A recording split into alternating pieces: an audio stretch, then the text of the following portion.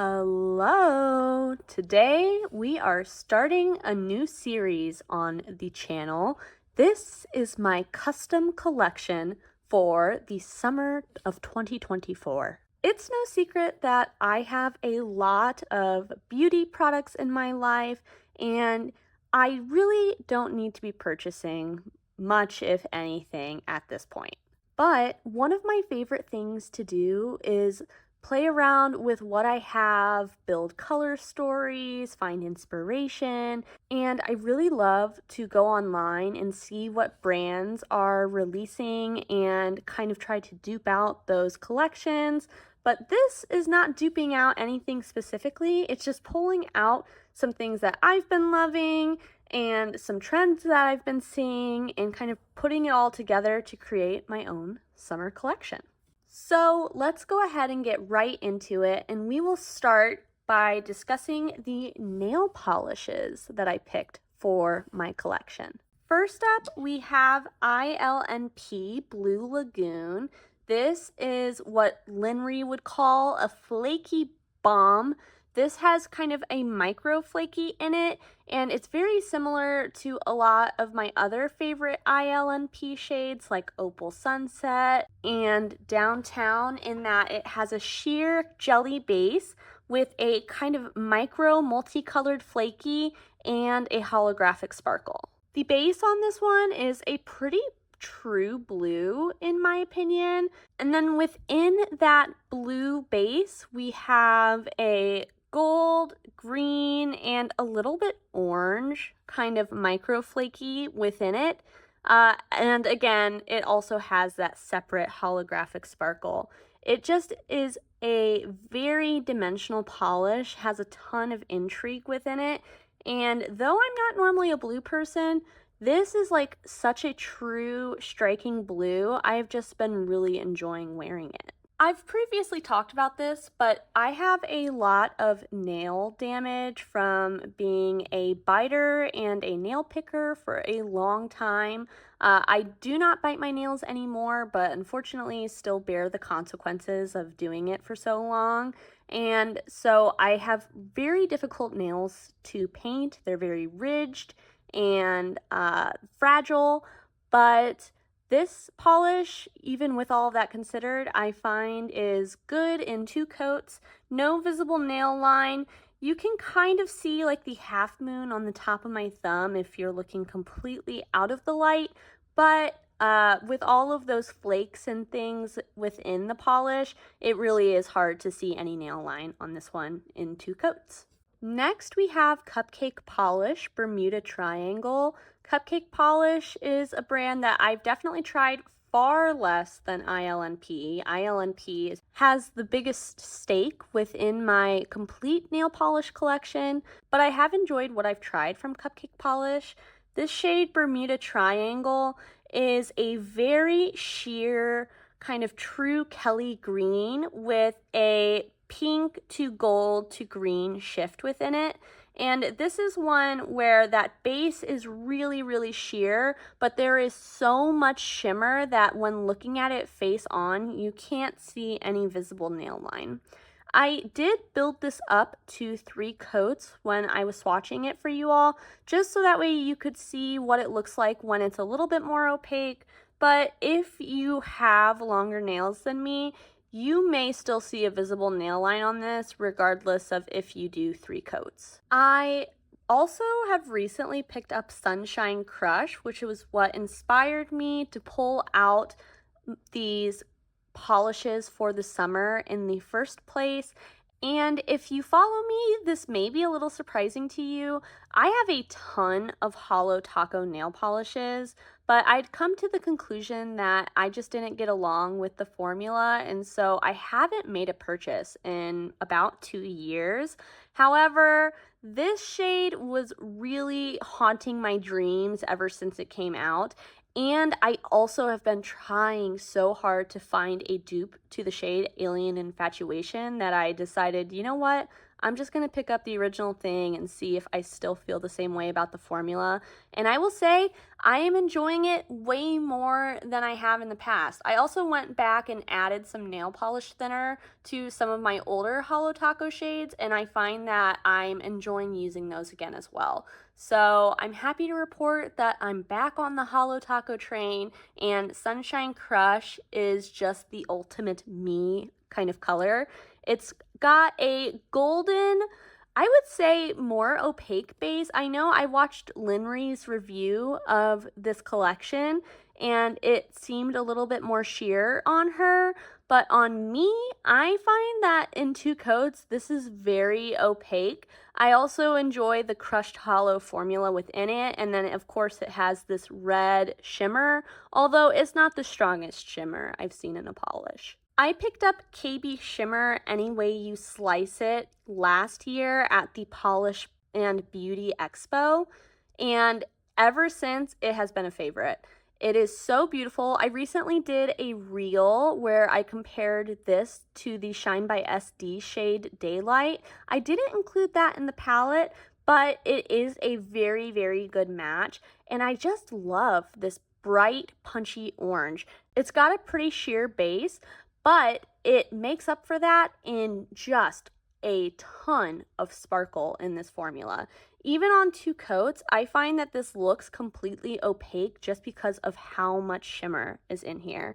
And the shimmer in this one goes from more of a reddish orange to a golden orange to maybe even a touch green, but that definitely is subtle if visible. I have done a video swatching all of my KB Shimmer polishes, so if you're interested, check that out down below. KB Shimmer along with ILNP are my 2 favorite brands for nail polish because I think that they have really spectacular shades at a very fair price point.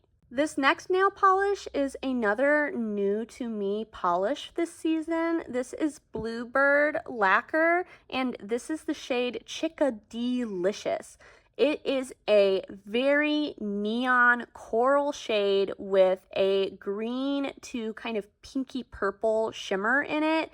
And I have been obsessed with it ever since it got to me. I currently have it on my toes. It made its way into my ideal summer custom collection, and I just am so happy with this one.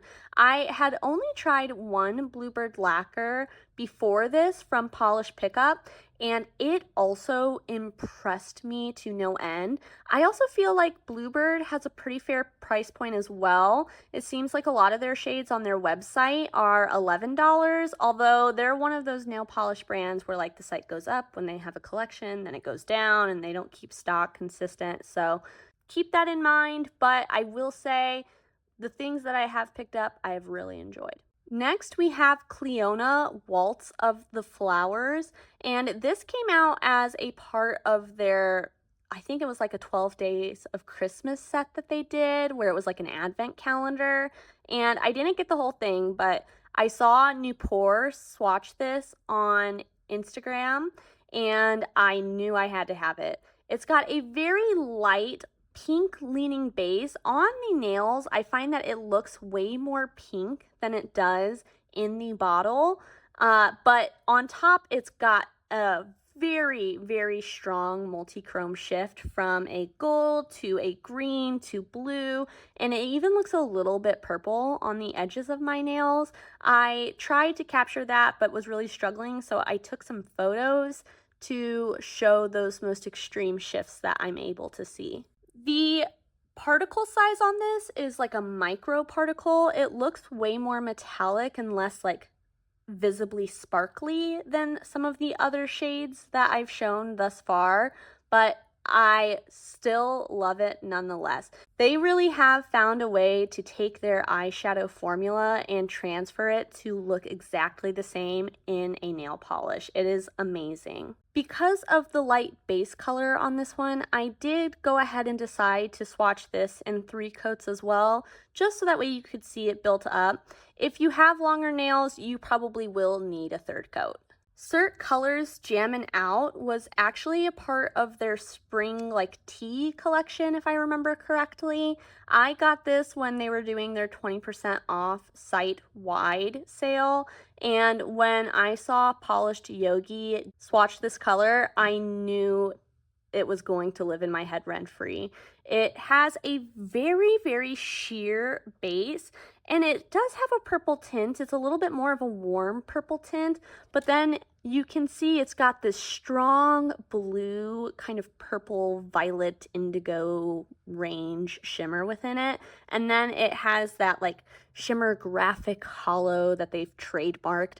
And I love it. It's just a perfect purple. It looks so dainty, and when that shimmer catches the light, it is so impactful. To me, the Holo Taco collection that came out that included Sunshine Crush and this Cirque Colors collection kind of had some similar concepts within them, and it seems to be a pretty popular kind of style for nail polish this season, so I knew I wanted to include a few of these colors, and since these are the two that I have, they had to make their way into the summer edit. Last but certainly not least, we have Sassy Sauce Polish Pillow Fight. This is a polish pickup from March of this year, so it isn't available at this time, which is a shame because it is a gorgeous thermal that goes from a deep purple to a bright pink, and then throughout it has this teal to blue shimmer that just really works with both colors of this thermal. This one is a little bit deeper in that purple state than any of the other colors that I have here today, but the reason I wanted to include this one in my summer edit is because I have been longing to try Sassy Sauce. This is the only polish that I have from them, but I have a little mini cart that I have been saving for whenever they do a sale. Probably won't purchase until this fall once their thermals come back available on the site, because I am very impressed with how sensitive this thermal polish is, and it's just a brand that I'm really excited about, so I knew I wanted to play with the shade that I already have from them. We're going to go ahead and save the eyeshadow palette for last, and instead I want to briefly touch on the cheek products, or I guess colored base products that I have as a part of my custom collection. First up, I have the Iconic London Liquid Bronzer, and this is in the shade Caramel Glow. It is a really nice formula. I actually had this. I had gotten it in a Sephora Favorites kit a long time ago, but I lost mine. I have no idea where it is. I lost it in the move when I moved from my rented house to the house that my husband and I now own. And so RIP, but I missed it so much that during the last Sephora sale, I picked up a new one of these. So I'm really happy to have it back in my collection. I find that the color works really well for my skin tone. I find the formula is blendable but still pigmented, and it has a healthy kind of glow to it that looks natural but isn't making my forehead look too sweaty or anything like that. Next up, as a part of my custom summer collection, I have the Tarte Maracuja Juicy Glow. This is their stick highlighter, and this is in the shade Pearlescent Glow. I really enjoy this stick highlighter. I find that it has a nice sheen without any visible sparkle within it. Normally in the winter, this shade is a little too deep in the base color, but in the summer it works really well for me, and so when pulling out cheek products to go with my custom collection, I knew that I wanted to use this because I find the color very universal and works with pretty much every look, but it also is a favorite for the summer because of the base color. Lastly, for the cheek colors, we have the Freck Cheek Slime in Fever Dream. I love this liquid blush. Normally, I am a cream blush over a liquid blush person, but the color of this is so beautiful. I partly wanted to include this because I thought it matched everything in the collection really well, but I also wanted to pull this out because I've been very tempted by the new refi kits that are available at Sephora this summer, and specifically I've been looking at Poppy, but I realized this blush is very similar to the colors in that little kit, and I already own this. So I can use this on my lips and cheeks, so I can get the same effect, but with a product I already have. And again, I find that this wears well on the cheeks. It sheers out, but it does have a very vibrant color. Like, a little goes a very long way. I also find that it lasts really well, and I actually do like this formula on both the lips and cheeks, which is not normally true for a lot of those multi-purpose products. Now for the grand finale of my custom summer 2024 collection, we have to talk about my custom eyeshadow palette. If you haven't noticed already, I tried to choose shimmers for this palette based on the nail polishes that I had already selected, and then I filled in the rest of the palette to create something more functional that I could truly use. So with that out of the way, let's go ahead and move out all of this extra stuff so we can get into some juicy swatches.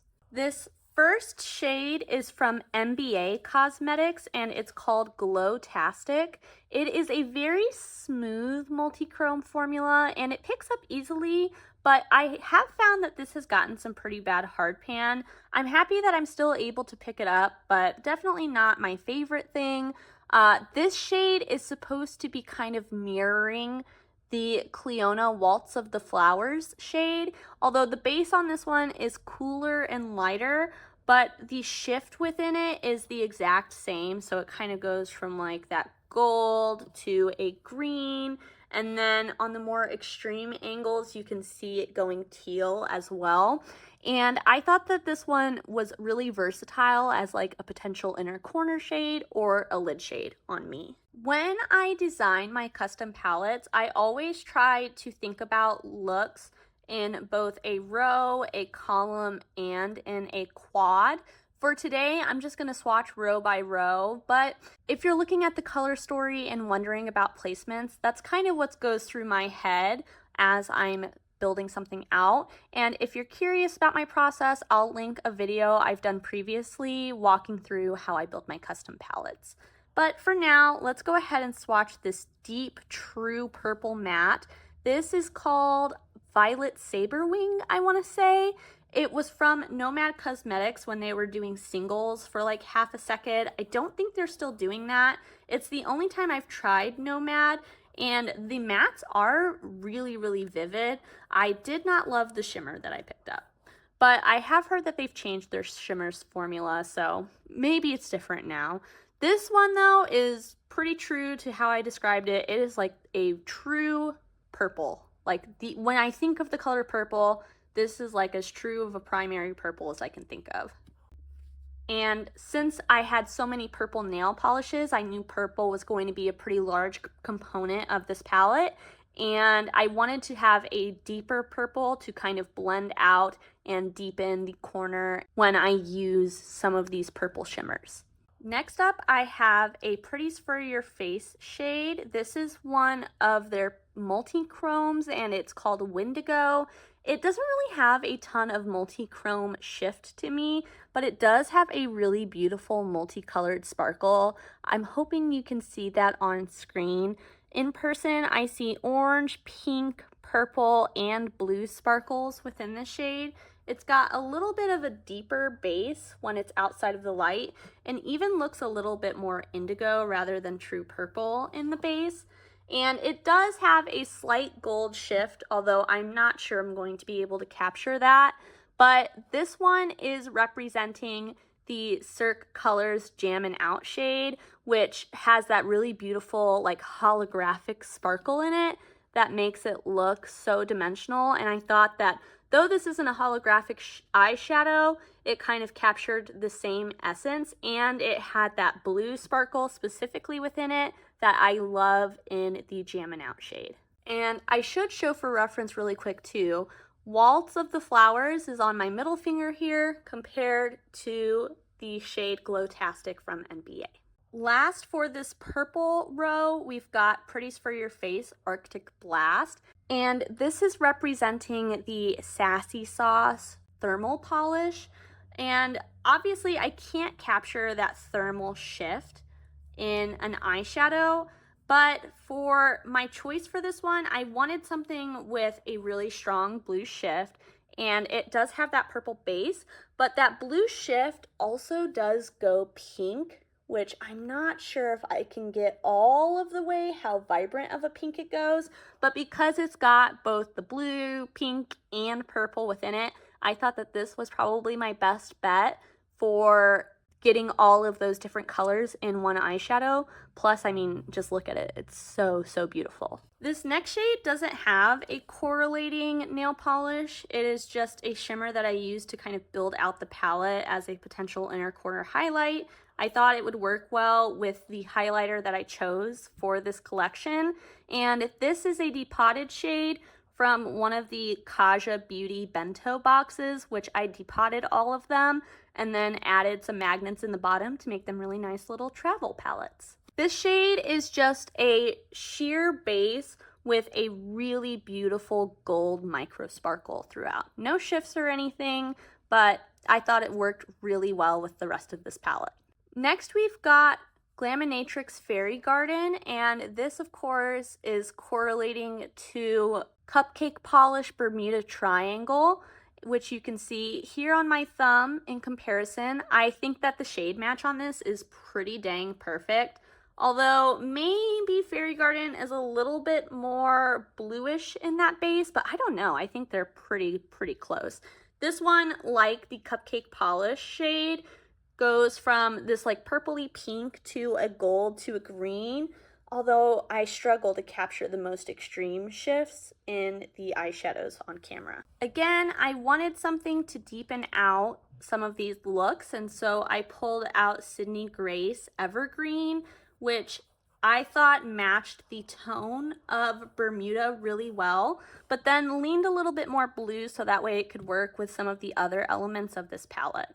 Next to that, we've got another matte from Sydney Grace. This is the shade Seafoam, and I was thinking that this would be a good transition color that would work with both the green and blue shimmers and kind of fit right in between them both. Moving into the first row, we have Royal Peach from Clionadh, which I am pairing to go with Any Way You Slice It from KB Shimmer. And like I said, Daylight also from Shine by SD would be a good match for this shade, but I wanted something with a little bit more base color to it, a little bit more true orange. So for this, I decided to go with Royal Peach, and I think you can see that more reddish orange to golden orange that it shifts to. Like the nail polish, I also find that this shifts to a little bit of a green on extreme angles, but again, I'm struggling to capture that. Next up, we have a Glam Shop PL shade. This is the shade Trifle, and it is a golden yellow with a pink shimmer within it. And I thought that this matched Sunshine Crush pretty well.